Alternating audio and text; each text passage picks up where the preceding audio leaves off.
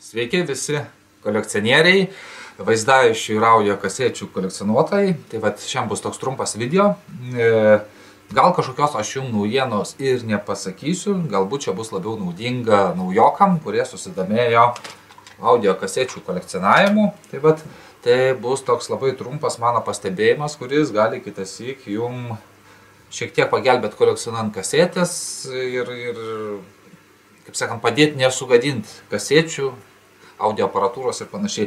Tai visai neseniai pradėjau perklausinėti savo gautą daunų tokį lagaminėlį su daug įrašų. Ir kažkaip iš pradžių irgi nekreipiau aš dėmesio, išsitraukiu kasetę, lyg ir viskas normaliai, įdedi, jinai groja, viskas puiku. Tai sakau, reikia prasuktas kasetės, pasiklausyti kokią kokybę įrašų, kaip čia kas yra. Ir turim, tarkim, tokias dvi senas kasetės. Aišku, čia gal dažniausiai galioja tas labiau senom kasetėm, bet rekomenduoju atkreipdėmėsi, ko aš pats seniau nedarydavau. Tai turim tokį dalyką, tarkim, Džordžo Mišelo kasetėlė yra. Ir bandysiu aš parodyti, nežinau kaip čia fokusuos vaizdą kamera. Tuoj susirasiu aš kokį nors, nežinau, pieštukėlį. Yra tarkim pieštukas. Ir rekomenduoju visada perkant naudotas kasetės ar kaip sakant, gavus dovanų, nes daug kur būna pas ką, tai garažos tas sandėliukai, tai spintai pragulėja. Tai atkreipti dėmesį į šitą vietą, čia, kur galvutė prisispaudžia. Čia yra toks paminkštinimas, toks paroloniukas, ne paroloniukas, kaip vailakiukas, vienu žodžiu. Tai ir aš kažkaip iš pradžių nežiūrėdavau ir neatkreipdavau dėmesio į tą vailakiuką. Tai iš tikrųjų, kas gaunat labai senų kasečių, atkreipkite dėmesio, kitas tik būna tiesiog jau nuo senatvės ar iškritęs, ar pamestas tas vailakiukas.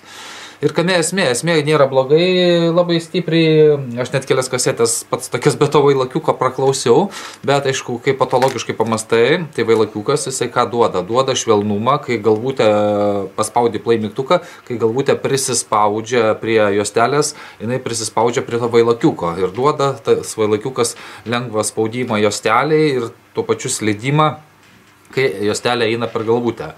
Tai patys suprantat, jeigu neapsižiūrėjai to vailakiuko nėra, tai tu, kai juostelę leidi, tai ten dažniausiai pametus tą vailakiuką lieka tokia kaip varinė, kokia tai skardinė plokštelė, prie kurios jisai būna pritvirtintas, priklijuotas. Tai ką reiškia? Reiškia, juostelė sukimo metu būna prispausta. Galva prispaudžia juostelę ne prie to vailakiuko minkšto, kuris turėtų tą visą šilumą duoti, o prispaudžia prie tos, kaip sakant, varinės plokštelės. Ką reiškia? Reiškia, kai sukasi kasetė, ta juostelė visa brūžinasi ir tempiasi ne per tą švelnų vailakiuką, o per tą metaliuką. Tai patys suprantat, ko tos yra pasiekmes. Nuo vieno karto gal baisiai jūs ten kažką nepagadinsit, bet jeigu atrasit kažkokią visai patinkančią kasetę ir kažkaip nepastebėto dalyką, jūs ten ją prasuksit kokių 10 kartų, tai pilnai yra tikėtina tikimybė, kad jūs gerokai tą juostelę sugadinsit.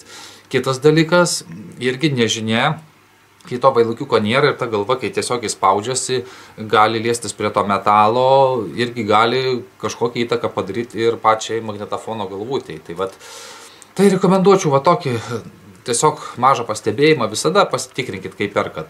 Aišku, nemanau, kad čia yra kažkokia problema, jeigu jūs, pavyzdžiui, kažkokią retą kasetę gausite ir to vailakiuko nėra. Tai taip, rekomenduočiau turbūt nedėti klausytos kasetės, bet pamastyti, ką toj vietoj kažkokį prisiklijuoti kitą.